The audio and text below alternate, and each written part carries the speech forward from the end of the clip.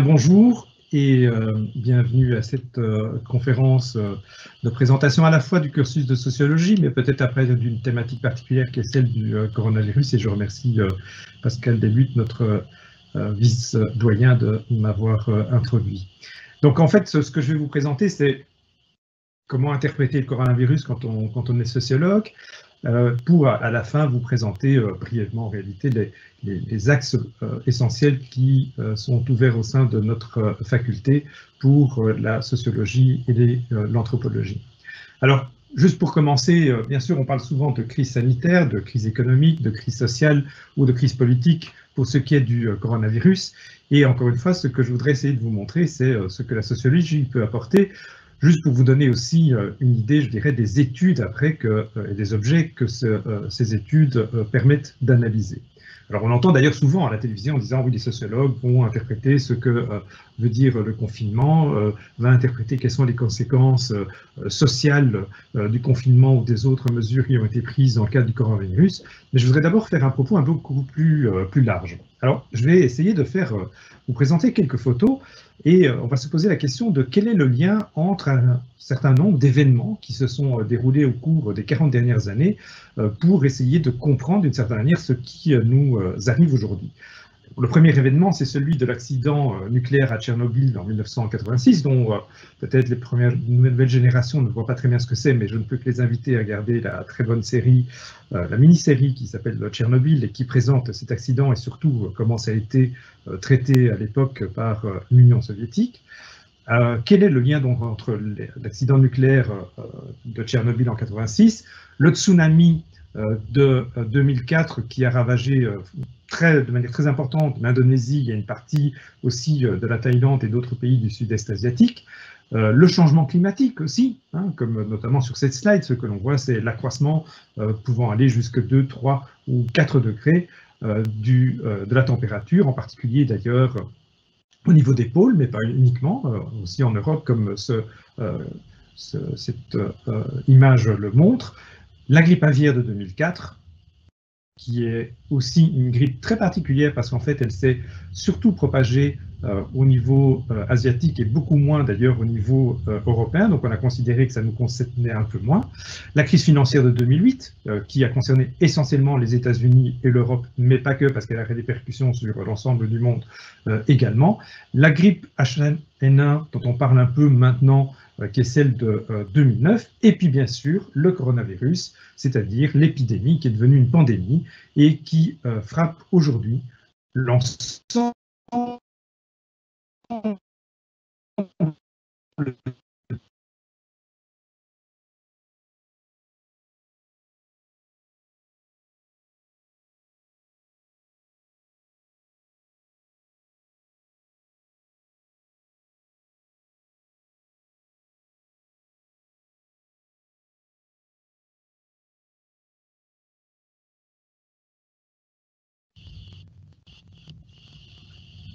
je pense qu'il y a un petit souci. Alors, je voudrais, pour ce faire, essayer de présenter, si du moins on voit encore les slides au niveau de ma présentation virtuelle, je voudrais vous présenter ce qu'un sociologue très connu qui s'appelle Ulrich Beck a nommé la société du risque. Qu'est-ce que la société du risque? Alors, ce qui est vraiment en train de se passer, c'est quelque chose qui est symptomatique, je dirais, de notre société contemporaine. Pendant tout un temps, on pouvait considérer que le risque était lié à la nature. Les famines, par exemple, la crise de la patate de 1845 a été à l'origine, par exemple, de la grande immigration des Irlandais vers les États-Unis. Les épidémies, la peste, le choléra, les catastrophes naturelles, les tremblements de terre, on considérait en général que ceci constituait des crises qui étaient extérieures à l'activité humaine. Aujourd'hui, par contre, les exemples que je vous ai donnés, ce sont finalement des événements, la crise de la vache folle, la grippe aviaire, l'accident de Tchernobyl, le réchauffement climatique, mais aussi le coronavirus d'une certaine manière. Il est lié essentiellement à l'activité elle-même. Donc c'est l'activité et les productions des humains qui aujourd'hui deviennent la source des risques. De ce point de vue-là, les risques ne sont plus externes, mais ils sont tout à fait internes à notre société.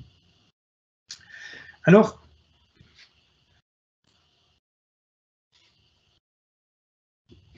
comment on peut gérer ces risques?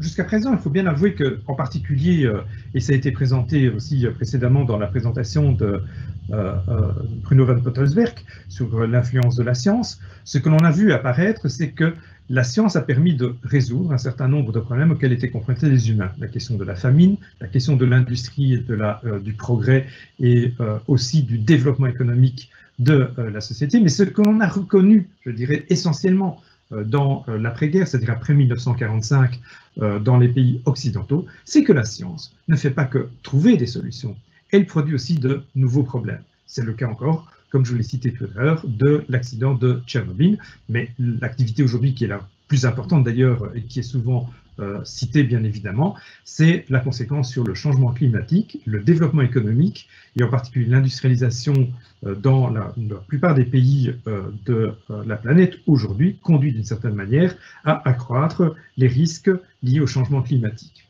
Donc, encore une fois, ce qui est important d'avoir en tête, c'est nous sommes dans des sociétés qui produisent des risques. Et ces risques, au moins, concernent deux questions, mais un peu différentes. La question de la société industrielle a souvent été celle de la répartition des richesses. C'est-à-dire on produisait et on se posait la question comment faire en sorte, par exemple, que les salariés, en particulier les ouvriers, à la fin du 19e siècle, voire tout le 19e siècle et le début du 20e siècle, puissent voir aussi leur salaire s'accroître et voir notamment, par exemple, les gains des propriétaires des entreprises diminuer. Donc la question se portait sur comment répartir les richesses entre l'ensemble de la population résidant dans un pays. Cette question est donc la répartition des richesses. Avec la société du risque, on se trouve aussi confronté à une nouvelle question qui s'appelle la répartition des risques.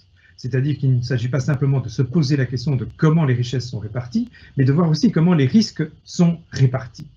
Alors, sur ce point, juste deux éléments avant de voir les conséquences sur le coronavirus. Le premier, c'est de bien considérer que plus personne aujourd'hui n'est à l'abri de certains risques. Que ce soit le changement climatique, il est clair que celui-ci concerne l'ensemble de la planète où que l'on habite et donc d'une certaine manière, plus personne ne peut être à l'abri. Ce qui est intéressant aussi, c'est que pour le coronavirus, on se trouve aussi dans une situation où certains risques ont accru sa diffusion. Juste si on reprend un autre exemple qui est celui de ce graphique qui démontre les flux de mobilité des personnes avec des avions. En réalité, s'il fallait superposer la carte aujourd'hui de la propagation du coronavirus, on verrait que d'une certaine manière, ces deux cartes se superposent. Ce sont exactement les mêmes pôles où il y a le plus de personnes qui ont été atteintes par la maladie, à savoir d'une part la Chine, l'Europe et les États-Unis. Autre point important, c'est qu'il existe ce qu'on appelle des effets boomerang. C'est-à-dire que, on va prendre un exemple clair, c'est jusqu'à présent, que fait-on avec nos ordinateurs, avec les anciens téléviseurs qui pourraient encore être utilisés? C'est que la plupart de ce matériel-là est envoyé dans les pays en voie de développement ou dans les pays émergents. Or, ce qui se passe, c'est qu'une fois que la vie de ces ordinateurs sera terminée, de même que les téléphones par exemple, eh bien en fait, ils vont rester sur place. Donc, quelque part, la pollution, nous l'avons déplacée des États du Nord vers les États du Sud. Mais une fois que la pollution apparaîtra dans les États du Sud, ils reviendront de toute façon comme effet boomerang un jour dans les États du Nord. Donc, on ne peut pas se délester d'une certaine manière d'une pollution loin de là où on est, parce que les effets de cette pollution vont nous revenir. Ce qui conduit bien évidemment aux questions liées à la responsabilité, à la prévention et à la précaution qui aujourd'hui constituent d'une certaine manière les éléments principaux des politiques publiques luttant contre les risques. C'est ce qu'on voit d'ailleurs aujourd'hui avec le coronavirus. La protection liée, se laver les mains, c'est de la prévention. Se mettre un masque, c'est de la prévention. La distance sociale, c'est de la prévention. Cette question de la prévention est essentielle d'une certaine manière pour le traitement du coronavirus. Ce qu'on pourrait même dire d'ailleurs, c'est que fort probablement, au niveau de la prévention, on n'était pas très loin et donc on est vite arrivé dans le curatif, la gestion autour des hôpitaux. Alors, qu'est-ce qu'un sociologue peut étudier quand on se retrouve dans une situation comme aujourd'hui relative à la pandémie du coronavirus? La première chose, c'est évidemment d'étudier les répartitions des facteurs de risque. C'est que malgré tout, personne n'est à l'abri de la maladie, Mais il existe aussi un certain nombre de personnes qui risquent davantage d'être contaminées que d'autres. Alors bien sûr, au niveau des sciences de la santé et de l'épidémiologie, certains peuvent insister sur les caractéristiques biologiques, médicales, comme facteurs de risque, mais les sociologues pourraient aussi identifier des facteurs qui sont liés davantage à l'identité sociale ou au groupe social auquel appartiennent les individus. Point sur lequel je vais revenir dans un instant.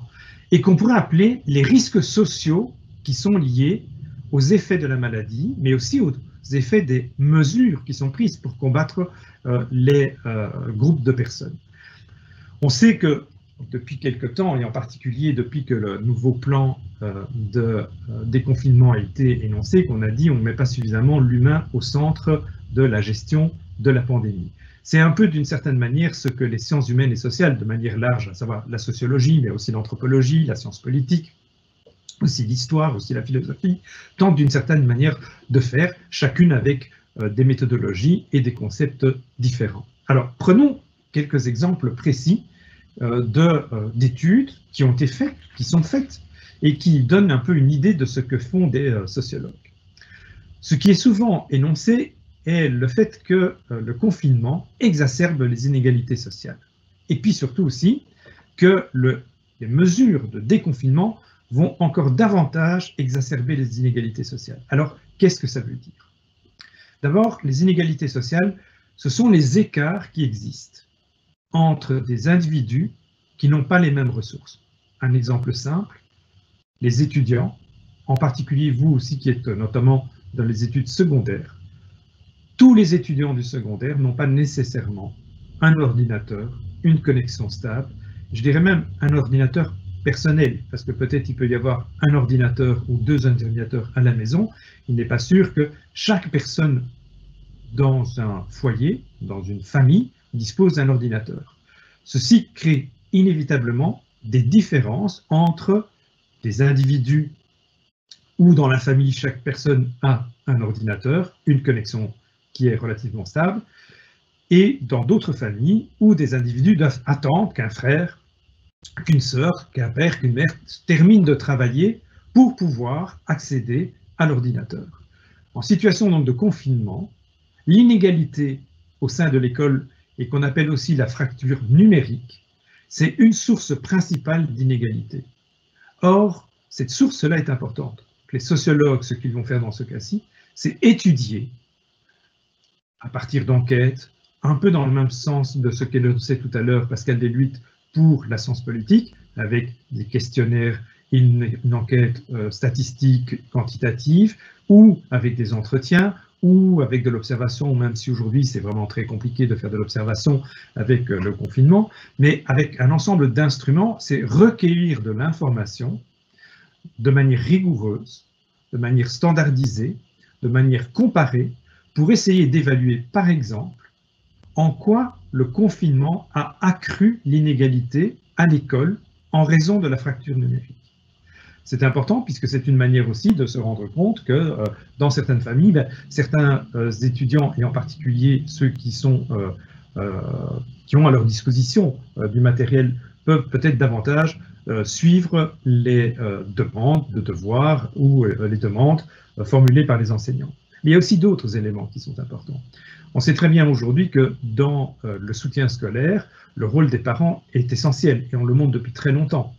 Des parents qui sont eux-mêmes universitaires savent très bien ou maîtrisent davantage certains des cours qui sont proposés aux étudiants de l'enseignement secondaire. La disponibilité aussi des parents. Est-ce que les parents ont le temps de pouvoir consacrer du temps au suivi scolaire des enfants? Et là aussi, il y a une inégalité très très grande entre, encore une fois, ceux de l'exemple que je viens de vous prendre, qui sont des familles où les parents ont fait des études supérieures, et à l'inverse, par exemple, des personnes dont les parents n'ont absolument pas fait d'études ou qui n'ont pas fait des études au-delà de l'enseignement primaire ou secondaire, ça existe encore, et qui ne sont pas à même de suivre la scolarité de leurs enfants. Aussi, il y a une autre chose, c'est quel est le contrôle qu'on peut avoir sur les études? On sait très bien qu'aujourd'hui, le fait de ne pas être présent à l'école peut conduire aussi d'une certaine manière à des formes de décrochage scolaire qui sont plus importants aujourd'hui qu'on peut les connaître quand il y a l'école organisée avec de la coprésence. À l'occasion du déconfinement, ce que je viens d'énoncer comme inégalité sociale peut encore s'accroître. C'est la raison pour laquelle, et c'est dit dans certains discours politiques, c'est important, et les sociologues peuvent aussi aider d'une certaine manière à orienter des politiques publiques en disant il faut privilégier le retour à l'école des enfants qui sont en fracture numérique. Il faut privilégier les étudiants qui ont le plus de difficultés scolaires. Il faut privilégier le retour à l'école des étudiants qui ont rencontré au cours de leur scolarité plus de problèmes aussi parce que les parents ne peuvent pas suivre. Donc on peut aussi organiser d'une certaine manière des priorités. Ça signifie que la sociologie, voire l'anthropologie, peut aussi énoncer des priorités de l'action politique qui ne soient pas uniquement basées sur des indicateurs médicaux ou épidémiologiques, mais aussi sur des facteurs de risques sociaux pour éviter que, d'une certaine manière, le confinement et puis le déconfinement n'accroissent l'inégalité sociale, mais aussi l'exclusion d'un certain nombre de populations. Même chose pour l'habitation, ça a été évoqué plus d'une fois. Bien évidemment, la population est tout à fait inégale au niveau de l'habitation. S'il fallait calculer ce que l'on fait dans certaines études, le nombre de mètres carrés disponibles par une personne à l'intérieur d'un appartement, eh bien on se retrouve avec une très grande diversité. Disposer d'un jardin, ne pas disposer d'un jardin, être en ville ou être en la campagne, disposer d'un parc près de chez soi ou ne pas avoir du tout d'infrastructure où l'on peut se promener près de chez soi, le fait d'avoir des résidences secondaires, etc. La question de l'habitation est quelque chose qui, là aussi, renforce le fait de vivre, ou de bien vivre, ou de moins mal vivre, d'une certaine manière, le confinement. Au plus on a de l'espace, au plus on a la capacité, d'une certaine manière, de s'isoler dans une pièce ou, à la rigueur, d'utiliser différentes pièces, plutôt que des personnes qui doivent vivre, par exemple, une famille avec 2 enfants dans 60 mètres carrés. Ce n'est pas exactement la même chose que quelqu'un qui vit dans une maison où il y a 250 mètres carrés. Donc là aussi, il y a un impact très fort de la question du confinement et qui peut aussi avoir un impact lors du déconfinement. Là aussi, je pense qu'il est important, d'une certaine manière, de privilégier aussi des personnes qui ne disposent pas de l'ensemble de ces avantages qui sont une taille d'habitation plus grande, un jardin, une infrastructure avec des parcs près de chez soi, etc. C'est une des raisons d'ailleurs qui est un peu particulière et qui est advenue récemment à Bruxelles avec l'émeute qu'il y a eu à Anderlecht, c'est que paradoxalement d'ailleurs, la police, aussi parce que parfois c'est plus facile d'exercer un certain nombre de contrôles, font souvent beaucoup plus de contrôles dans les quartiers où traditionnellement il y a plus de gens dans la rue. Évidemment, normalement on ne peut pas y être si on n'a pas un déplacement essentiel, mais en même temps ce sont aussi souvent des lieux, des espaces sociaux, des espaces urbains où par ailleurs l'extérieur, c'est comme je dirais la continuité de l'espace privé qui est la maison, au motif que la vie dans un appartement avec une surface limitée est hyper contraignante. Et paradoxalement, c'est aussi des personnes qui souvent sont le plus contrôlées. C'est un peu ce qui est arrivé à Anderlecht récemment, mais qui survient aussi, par exemple, dans le département où le taux et la densité de population est la plus grande, comme à Seine-Saint-Denis, par exemple, dans la région de Paris. L'emploi, c'est aussi important. On voit très bien qu'aujourd'hui, paradoxalement, et là, depuis longtemps d'ailleurs, en sociologie du travail, on insiste sur la différenciation au niveau salarial, par exemple, des conditions de travail entre les métiers qui sont considérés, entre guillemets, comme manuels par rapport aux métiers qui sont considérés comme intellectuels, même si cette distinction n'est plus aussi forte, du moins entre les métiers aussi qui sont obligés d'être réalisés parce que la question du télétravail est impossible dans ces cas-là. Elle crée aussi des inégalités. Aussi avec une chose quand même qui est très forte aujourd'hui, c'est de voir d'une certaine manière que certains métiers qui sont essentiels, à savoir les infirmières, les caissières, mais aussi les agents d'entretien, la poste, etc. Bon, c'est très féminisé par ailleurs, et ce sont des métiers qui par ailleurs sont souvent à la fois moins bien rémunérés et aussi d'ailleurs moins bien protégés d'une certaine manière par les conditions de travail. Mais une question va se poser aussi par rapport au déconfinement. C'est l'ensemble des métiers qui risquent finalement de disparaître au motif de la crise économique qui va subvenir. On peut penser bien évidemment surtout d'ailleurs aux métiers ou aux pratiques les plus précaires, qui sont toutes les personnes qui travaillent dans les hôtels et surtout les restaurants et les cafés, où peut-être tous les cafés et tous les restaurants ne vont pas pouvoir maintenir leur activité dans le futur, ce qui est un problème pour l'entrepreneur bien évidemment, mais c'est aussi un problème pour l'ensemble des travailleurs qui travaillent dans les restaurants et dans les cafés.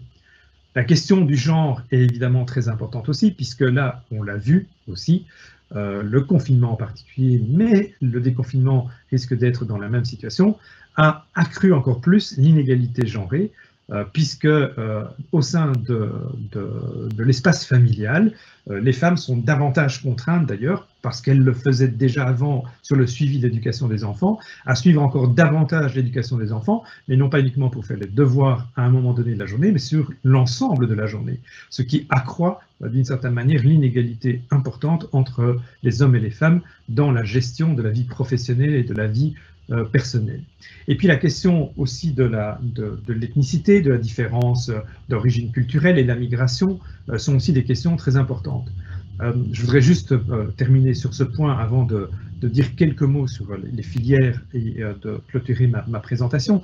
Un des grands paradoxes auxquels on est confronté aujourd'hui, c'est les frontières sont fermées. Toutes les frontières sont fermées.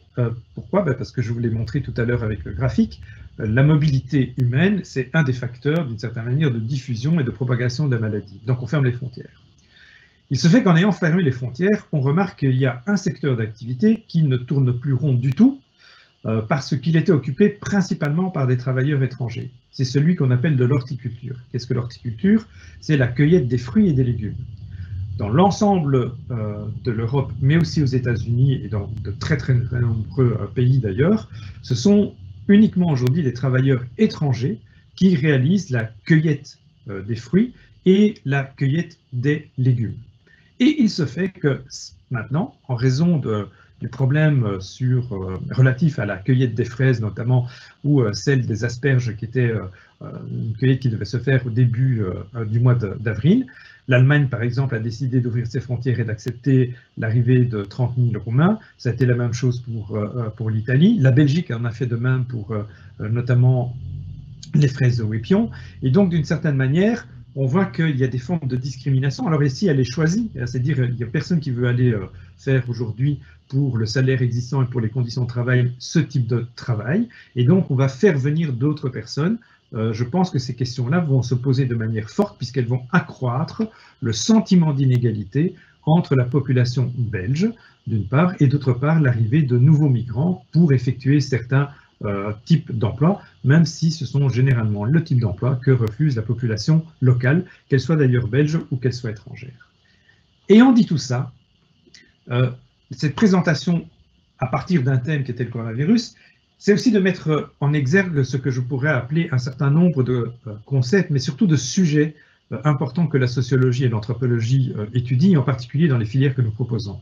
La question de l'inégalité sociale, qui est sans doute le concept le plus fort de la sociologie, c'est donc encore une fois l'inégale répartition des richesses et des ressources entre les individus, et un des thèmes fortement étudiés au cours de la formation en bachelier ou en master, voire même d'ailleurs dans certains masters particuliers, comme le master d'ailleurs aussi en sciences du travail au sein de l'Université libre de Bruxelles et de notre faculté. La question des interactions sociales et du sens de nos actions, c'est d'ailleurs très particulier, je fais là une conférence, non pas en voyant des lumières ou pas des lumières s'allumer dans les yeux, qui est la manière en général d'avoir le retour sur est-ce que je suis compréhensible ou pas, mais je le fais à un écran où en réalité je n'ai qu'une projection de PowerPoint, démontre quelque part un peu le fait que nous, humains, qui sommes des animaux sociaux, nous sommes complètement démunis d'une certaine manière, puisque nous n'avons pas la relation que nous attendons habituellement, qui est celle de l'interaction, c'est-à-dire de voir les gens, d'être dans une situation de hic et nunc, on est présent, on discute, on se regarde, on se voit bouger les mains, les yeux, on a des sourires, des regards, etc. et qui donne sens d'une certaine manière à notre action, qui est aussi un des éléments centraux, notamment de l'anthropologie, celle de l'étude des interactions sociales pouvant exister. La mobilité, elle est importante, c'est une mobilité qui concerne à la fois, je dirais, la mobilité sociale, le fait que par le travail, et la dimension du travail est très importante et fortement étudiée d'ailleurs dans certaines de nos filières, en particulier en sociologie et de nouveau en sciences du travail, mais il y a aussi la question relative à la mobilité spatiale et qui touche à la migration, qui est aussi un objet très étudié en sociologie, très étudié en anthropologie et qui l'est en particulier dans notre faculté, notamment avec l'existence aussi d'ailleurs d'un programme en sociologie orienté sur migration et ethnicité. Et puis le genre, bien sûr, la différence genrée aujourd'hui dans l'ensemble des pratiques sociales qui traversent à la fois l'inégalité sociale, les interactions sociales, la mobilité, mais aussi l'ethnicité, qui est le dernier point, est quelque chose qui est très au centre de nos enseignements et de notre recherche, en particulier au cours, je dirais, des 10 à 15 dernières années, et qui est central. Là aussi, on a une finalité particulière, notamment en sciences du travail, sur genre, qui est vraiment centrale dans les études, donc étudier le rapport existant entre les hommes et les femmes dans le domaine évidemment privé, mais aussi dans le domaine bien évidemment de l'action publique. Et puis l'ethnicité qui est aussi au cœur de plein de travaux, où on parle souvent des migrants, même si en fait ces personnes ne sont plus des migrants depuis au moins 2 générations, mais qui ont l'étiquette d'être des migrants et qu'on met aujourd'hui sous le concept de ethnicité, qui d'une certaine manière est plus correct. Ce sont des gens qui appartiennent à des groupes ethniques qui ne se définissent pas nécessairement comme groupe ethnique, mais qui sont différents et qui sont surtout différents dans le regard des autres. Hein. Il est fréquent dans les enquêtes que quand on demande à quelqu'un de quelle ethnicité es-tu, il dit ben, je suis belge, oui mais non, tu es noir, donc tu es différent. Donc c'est le regard de l'autre d'une certaine manière qui fait advenir la reconnaissance du fait qu'on est différent. C'est la manière très connue de Frantz Fanon notamment d'être et de s'être reconnu quand il était petit qu'il était noir, parce qu'avant il ne l'avait jamais observé. C'est parce qu'on lui a dit tu es noir qu'il s'est défini et s'autodéfinit comme tel. Tous ces éléments-là sont présents dans les formations que présente le département de sciences sociales et de sciences du travail. Pour ma part, j'ai présenté principalement la sociologie, mais si vous allez dans les différentes chatrooms, vous verrez que notre offre est relativement diversifiée et porte essentiellement autour de ce qu'on nomme de manière générique aujourd'hui les sciences sociales. Voilà, je vous remercie beaucoup pour votre attention et je vais voir si des questions étaient posées.